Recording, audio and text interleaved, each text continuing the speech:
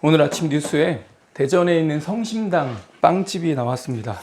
내용을 보니 성심당 케이크 사려고 줄을 200m 이상 길게 섰다는 겁니다. 한 사람당 원래 2개씩 살 수 있게 됐는데 시간이 지나면서 이게 품절이 될 것 같으니까 한 사람당 1개씩으로 줄였다고 합니다. 호텔이나 이런 빵집들은 딸기가 들어간 층층 케이크가 10만 원이 좀 넘는데요. 근데 성심당 딸기가 층층이 되어 있는 케이크는 4만 5천 원 정도 선에서 살 수 있다. 그래서 가성비 정말 좋다. 그래서 새벽 일찍부터 그 케이크를 사러 사람들이 나왔다 합니다. 그 케이크를 왜 사는 걸까요? 케이크 사들고 어디로 갈까요? 누구랑 먹으려고 하는 거겠죠? 성탄절은 신자나 불신자 모두에게 매우 감성적이고 로맨틱한 분위기로 다가옵니다. 1년 중에 밤이 가장 긴 때이지만 여기저기 장식과 크리스마스 트리, 이 조명으로 꾸며져서 밤이 밝습니다. 가는 곳마다 아름다운 선율의 캐롤이 흘러나옵니다. 전국의 유명 음식점이나 모텔, 호텔은 이미 한참 전부터 예약이 끝났고 휴일의 시간을 보내기 위해서 영화관에도 사람들이 붐비는 날입니다. TV 연예인들과 유튜버들이 특집 방송으로 시청자들을 끌어당기고 이렇게 저렇게 어떻게든 어그로를 끌어서 우리의 관심을 사로잡습니다.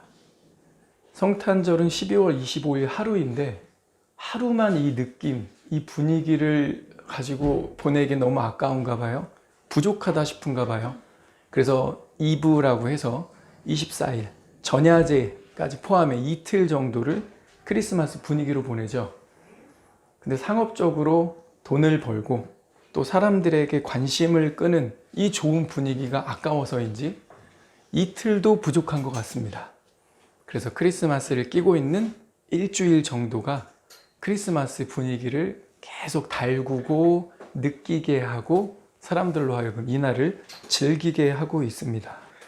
우리는 하루를 보내는 거는 아무렇지 않게 눈 감았다 뜨면 하루가 지나가 있는 것 같아요. 조금만 더 나이 먹으면 일주일도 짧게 느껴집니다.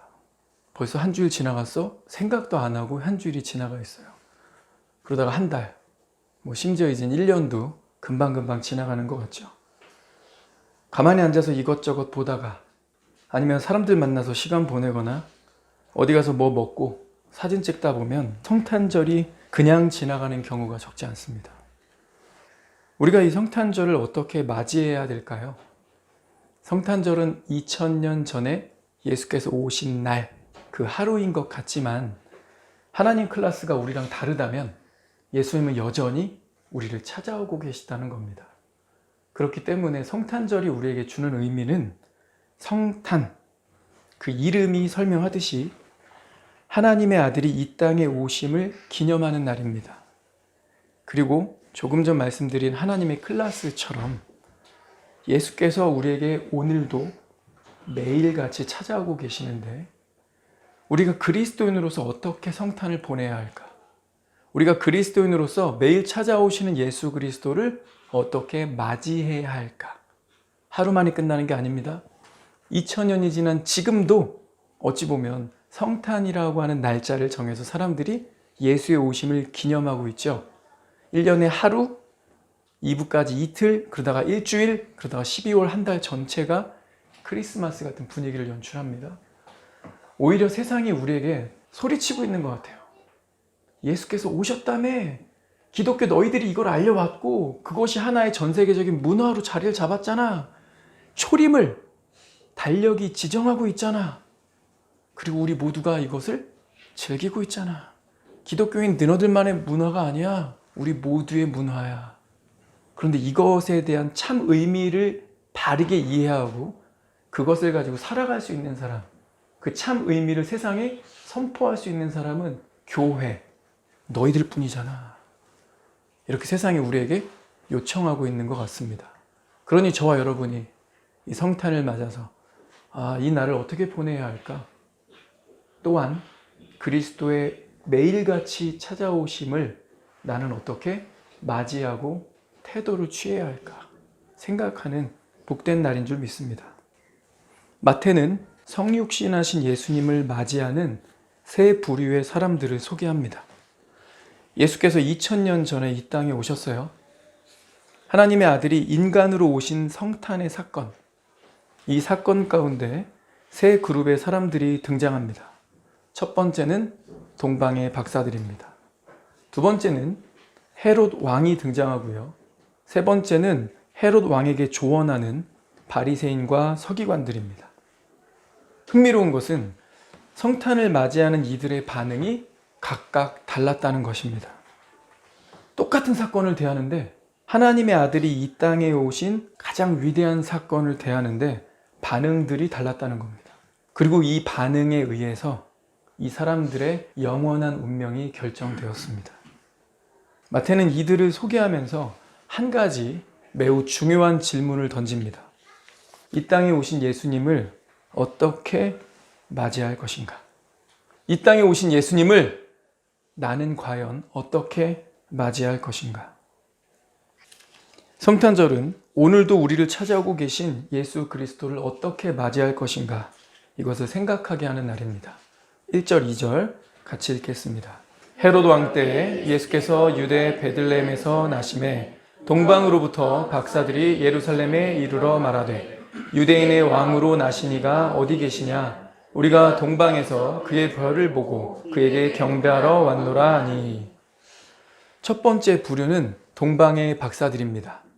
이들은 어떤 태도를 가지고 예수 그리스도의 오심을 맞이했는가? 첫 번째는요, 진리를 찾아 나서는 마음입니다. 세 글자로 열렬함이라고 말하고 싶어요. 열렬함. 이들이 동방으로부터 왔다고 했는데 동방이 어딘지는 정확하지 않지만 학자들이 최소 미니멈으로 여기고 있는 지역은 이라크보다 더 동쪽, 오늘날로 치면 이란 땅 어디선가 출발했다는 겁니다. 이란 땅에서 이스라엘까지 오려면요, 직선거리로는 안 돼요. 전부 사막이거든요. 그래서 위로 감아서 다시 떨어지듯이 내려와야 됩니다. 이 거리를 계산해 보면요, 대한민국 지도를 펼쳐놓고 남한만이 아니라 남북을 합친 길이 있죠. 이거의 5배가 넘습니다. 사막이라서 우리처럼 무슨 트레킹화 신고 조깅화, 발목을 최적화시켜주는 그런 비싼 운동화를 신고 잘 닦여진 길을 쩌벅쩌벅 걸어가는 게 아닙니다. 이게 사막이기 때문에 발 계속 푹푹 빠지겠죠? 그래서 낙타를 대동합니다. 근데 계속 낙타를 타고 이동할 수는 없어요. 낙타를 끌고 걷다가 낙타에 올라탔다가 쉬었다가. 이 긴 거리를 그 당시에 가려면 가고 오는 거 합쳐서 8개월에서 1년이 넘습니다. 별을 보면서 자기들이 연구했는데 이 별을 통해서 메시아가 탄생했다라는 확신을 가지더니 이 예수를 만나기 위해, 진리 그 자체이신 예수를 만나기 위해서 찾아가는 겁니다. 이들은 자기가 사는 사회에서 지위가 굉장히 높았습니다. 재정적으로 넉넉한, 유복한 삶을 누리고 있었습니다. 근데 굳이 메시아의 별을 봤다고 해서 내가 찾아간다고 만날 수 있는 것도 아닌데 오가는 길 합쳐 1년 넘는 길을 떠났습니다. 귀중품 싣고 목숨 걸고 가는 거죠. 전 세계가 우한 코로나 사태를 경험하면서 기독교인들은 참으로 많이 욕을 먹고 지탄의 대상이 됐습니다. 국가적으로 경계의 대상도 됐죠. 직장뿐만 아니라 여기저기서 기독교인이라고 말하는 게 뭔가 내가 괜히 손해볼 짓을 하는 것 같은, 내 정체성을 숨겨야 될 것 같은 그런 분위기였습니다. 서울시가 여기저기에 이 플랜카드를 붙여놨습니다. 슬기로운 종교생활. 코로나 시국에는 종교를 가지는 거 좋은데 말리진 않는데 뭐 종교의 자유가 있으니까. 근데 슬기롭게 종교생활하자. 슬기롭다는 게 도대체 뭘까요? 똑같은 걸 보더라도요, 우리가 하나님의 백성, 참으로 그리스도인이 되었다면 하나님의 관점으로 봐야 합니다. 그렇습니까? 예, 하나님은 동일한 단어를 우리에게 어떻게 해석하도록, 어떻게 이해하도록 말씀하실까요? 너희는 이 세대를 본받지 말고라고 했어요. 마음을 새롭게 함으로 변화를 받아. 마음이 새로워지고 변화를 받으면 똑같은 걸 보더라도 다른 관점으로 볼 수 있겠죠. 그렇죠? 하나님의 선하시고 기뻐하시고 온전하신 뜻, 그 하나님의 관점으로 보면 슬기로운 종교 생활의 그 슬기롭다는 표현이 어떤 것인지 알 겁니다. 그리스도 안에서 슬기롭다는 게 뭘까요? 대부분의 교인들은 도망치는 방식을 택했습니다. 여기다 나도 욕먹고, 나도 비난받고, 나도 걸릴 수 있고, 나한테 피해가 오겠구나. 도망치자. 온라인 예배로 갈아타고 교회라는 건물 자체를 거부하면서 멀어지기 시작했어요. 직장 가서도 기독교인 거 최대한 감추고 그 짧게 하던 식기도도 안 하기 시작했습니다. 그리스도 안에서 슬기롭다는 것은 뭘까요? 세상적 관점, 서울시가 마음에 염두에 두고 표현하고 문구를 여기저기 플랜카드를 붙였던 그 슬기로운 관점, 세상의 관점으로 본다면 다니엘은 참으로 미련한 사람입니다. 다니엘의 세 친구는요, 괜히 절 한 번 안 해가지고 목이 그렇게 뻣뻣해? 잠깐 머리 한번 조아리면 끝날 것을, 정말 잠깐이면 그러면 되는 것을, 그럼 자신의 지위와 생명과 재산과 자신 앞날이 그냥 보장이 그대로 돼요. 니네가 지금까진 그랬을지 몰라도 지금 잠깐만 머리 숙이면 살려줄게. 이 바벨론 왕 느부갓네살이 다니엘의 세 친구들이 얼마나 현자인지 알았어요. 얘네 없으면 행정 잘 안 돌아간다. 그야말로 포로로 왔지만 내 나라 이 땅에서는 찾을 수 없는 인재다라는 거 알았어요. 그래서 그 말씀을 보면 바벨론 왕 느부갓네살이 얘네 셋을 죽이기 싫어가지고 이렇게 제안하는구나. 왕이 대답할 틈을 주지 않고 그럼에도 불구하고 잠깐 니네가 지금이라도 하면 바로 풀어줄게.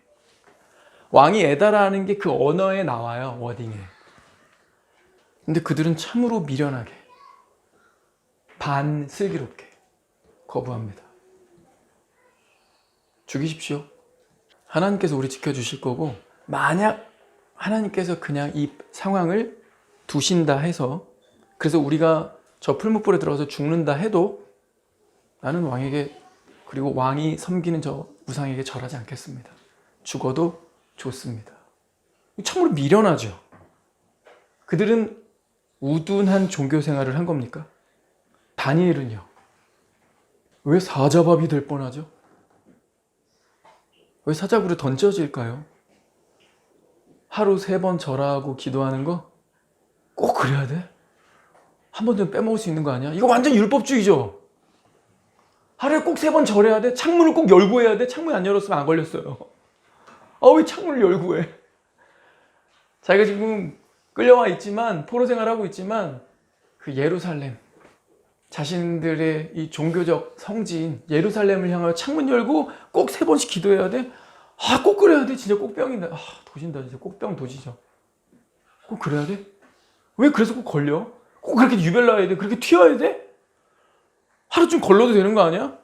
지금 난리가 나 있는데, 왕이 도장까지 찍었고 지금 나를 죽이려고 혈안이 돼 있는데 꼬투리 어떻게든 잡으려고, 그 상황에 꼭 그렇게 여지를 상대방에게 줘야 돼? 빌미를 제공해야겠어? 지나친 율법주의자 같은 생활, 꼭병 도지게 만드는 그런 행동을 꼭 하셔야 됩니까? 다니엘님? 근데 그렇게 했어요. 아브라함은 자기가 있는 땅에서 자기 아버지나 친척들하고 하나님 믿어도 되지 않을까요? 왜 본토 친척 아비의 집을 꼭 떠나야 됩니까? 아브라함도 꼭병 도지게 하네. 꼭 그래야만 되었나? 바울은 왜 자신의 모든 것을 배설물로 여기고, 배설물로 그냥 마음속으로 여기기만 했다, 이게 아니죠? 고난과 핍박과 죽음의 상황에 자신을 내던졌어요. 말로만, 마음으로서만 믿는 믿음으로만, 내가 예수님을 아는 것이 가장 고상하기 때문에 다른 모든 것, 내가 태어나면서부터 얻은 것, 로마의 시민권, 내가 살아가면서 부지런히 열심히 공부하고 쉬지 않고 최선을 다하고 율법을 완벽하게 지켜내기 위해서 수고했더니 사람들이 날 존경하더라. 내가 많은 라이센스를 갖게 되더라. 자격증이 있더라. 내가 최고의 문화에서 배웠기 때문에 어디 가나 교수 자리는 그냥 나한테 오더라. 근데 그 모든 것을 배설물로 여긴다 말뿐일 수 있죠. 마음의 신념이라고만 말할 수도 있어요. 어디 가나 그렇게 말만 하면 됩니다. 근데 그는 굳이 진짜 버렸어요.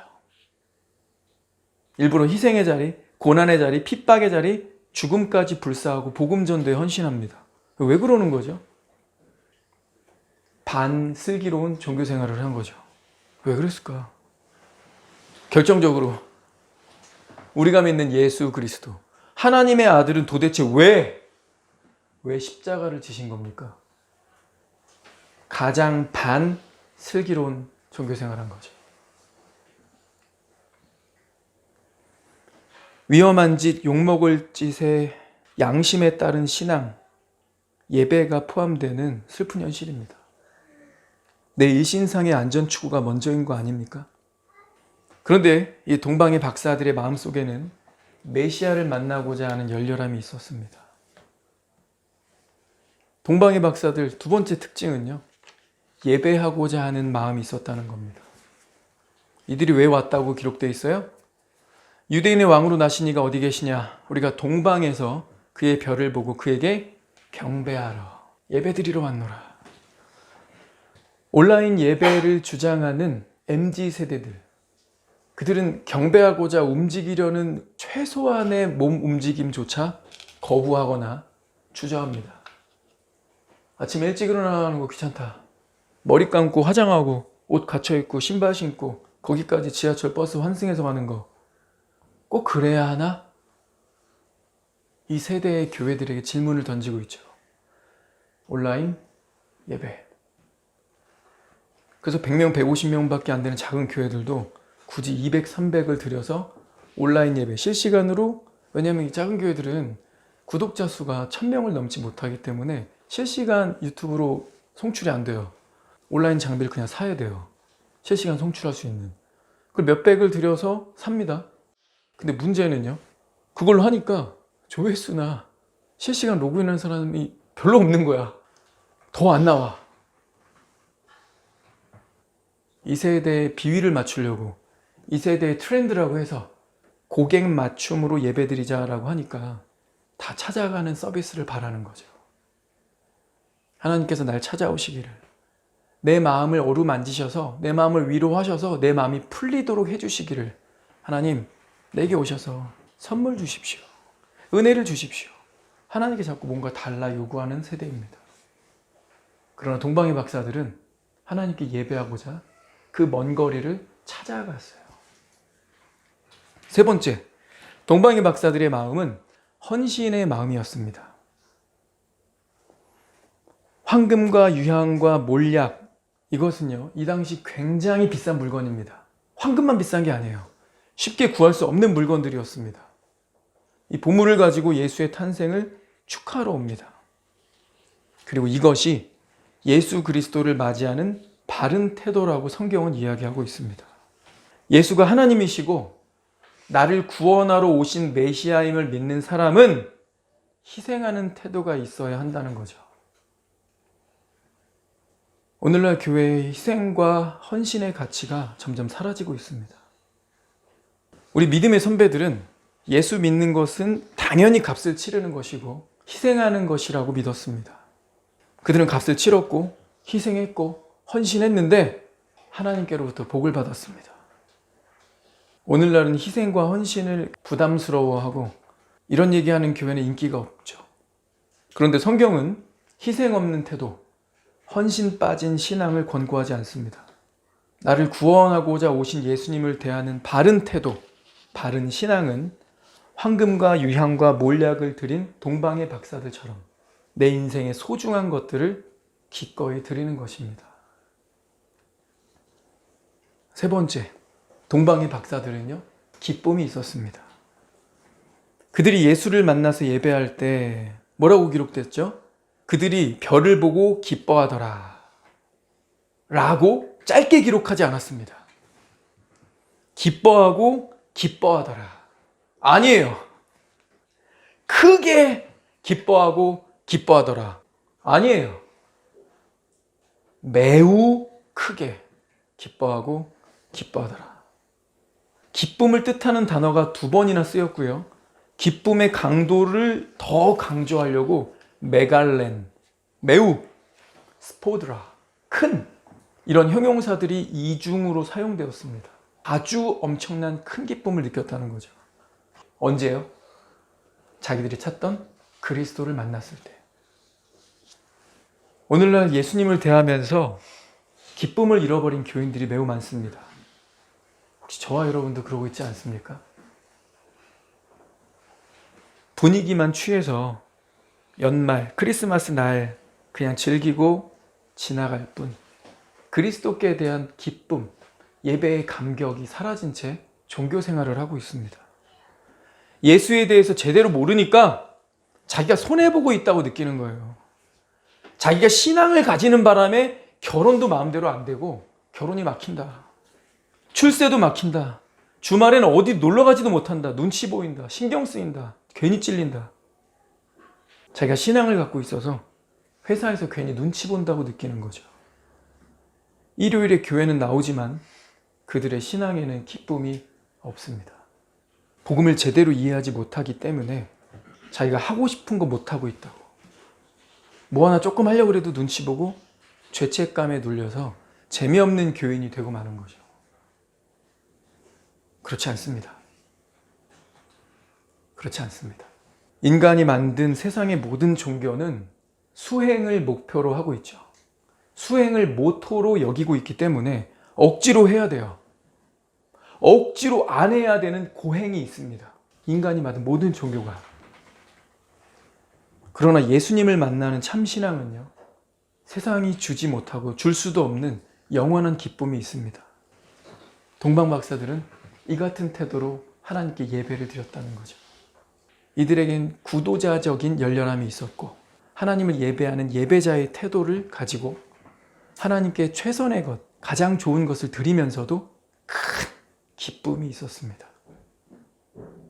여러분, 구도자 그러면서 불신자 취급하지 마세요. 복음에는 하나님의 의가 나타나서 믿음으로 믿음에 이르게 하나니. 그렇죠? 하나님은 모든 사람이 구원을 받으며 끝이 아니에요. 진리에 이르기를 원하시느니라.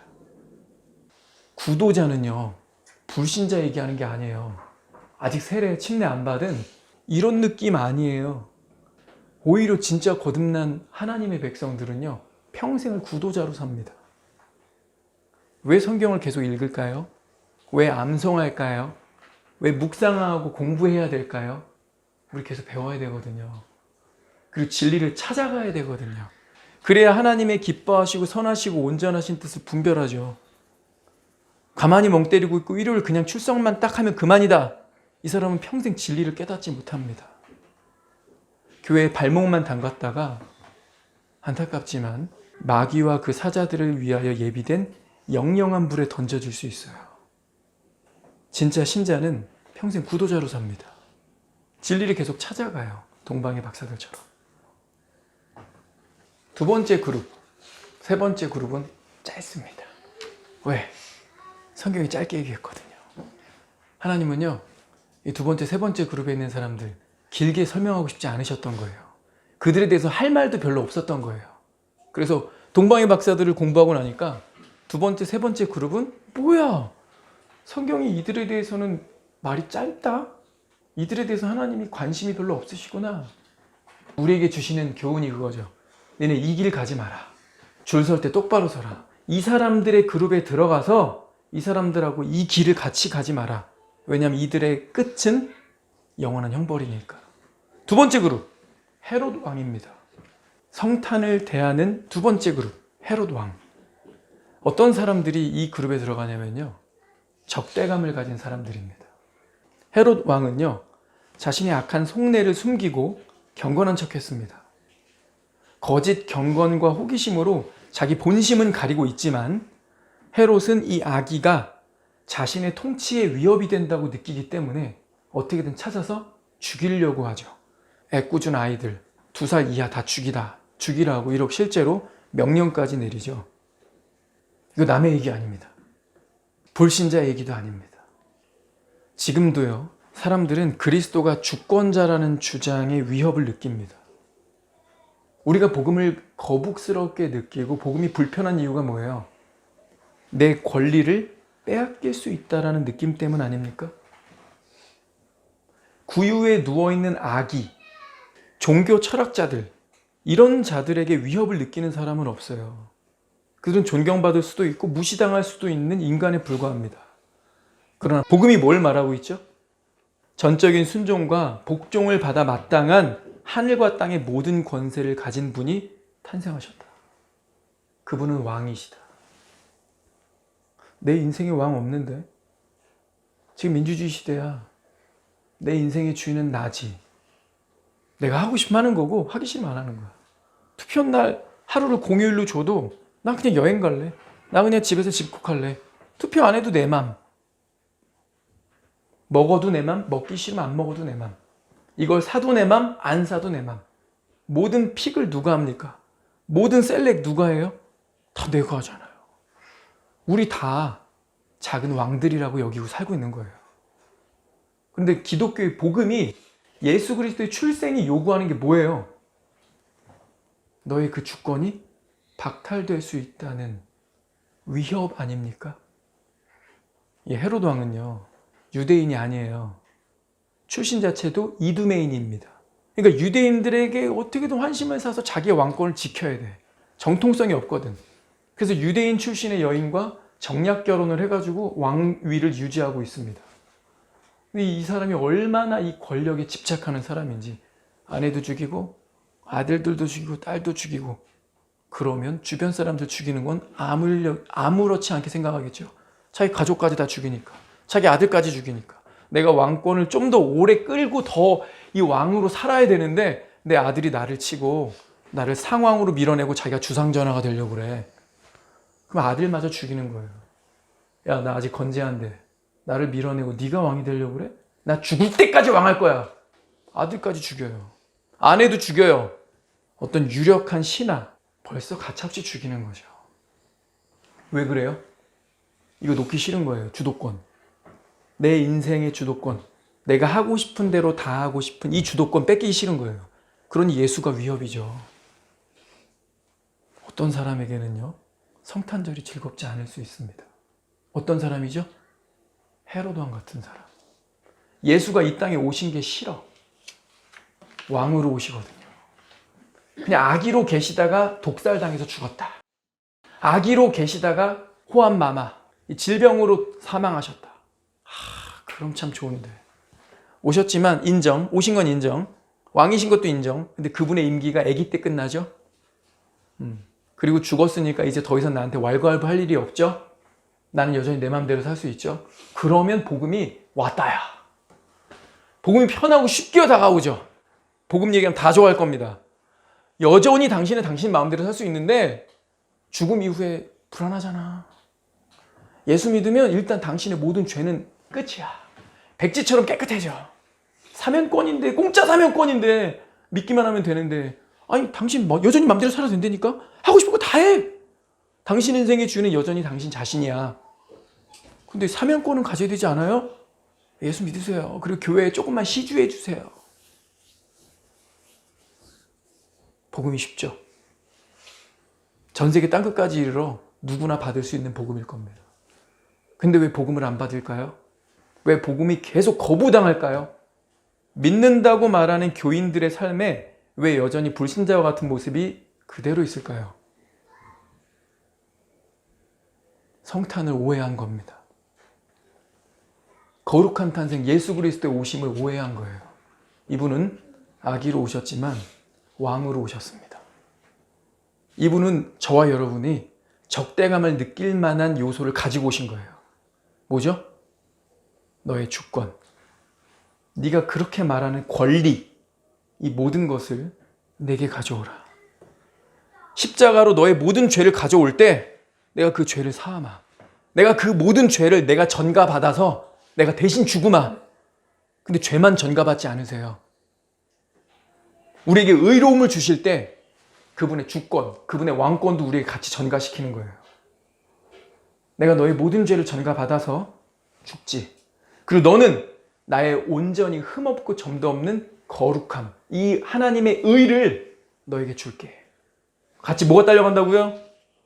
예수 그리스도의 왕권. 그러니 내 모든 죄를 그분에게 전가했고 그분의 의를 받았다면 참 그리스도인 맞아요. 근데 참 그리스도인인 거 어떻게 증명하고 살 거야? 성경은 말하기를 헤롯처럼 적대감 가지지 않고 예수 그리스도께 철저히 복종하는 자다. 순종하는 자다. 자기 권리의 영역에 있어서 모든 것을 이룰 수 있다라고 생각하는 불신자들, 예수를 거부할 겁니다. 크리스마스를 거부할 겁니다. 동시에 교회 안에 있는 거짓 신자들, 헤롯 왕처럼 메시아를 즐겁게 맞이하는 게 아니고요, 자기 안에서 격렬히 싸우고 있을 겁니다. 그리스도께 나의 왕권을 드리겠습니다라고 도장 찍지 않고 유야무야 계속 뒤로 미루고 있는 겁니다. 그러다 주님 오시면 어떻게 하죠? 오늘도 찾아오고 계신 예수 그리스도께 저와 여러분이 그분을 맞이하는 태도는 어떻습니까? 동방의 박사들 같기를 축원합니다. 예수 그리스도의 진리를 찾는 시커, 구도자, 그분을 바로 알아볼 때 참되게 예배하는 예배자, 그분께 말로만이 아니라 주님, 내게 주신 시간, 물질, 에너지, 재능, 나의 것을 봐두옵소서. 기쁘게 하나님께 헌신하는 자. 그리고 이 모든 것을 억지나 그냥 습관을 쫓아서가 아니라 큰 기쁨으로 행하는 기쁨을 가진 자. 이 네 가지 태도를 가진 그런 마음으로 예수 그리스도를 맞이하는 저와 여러분 되길 축원합니다.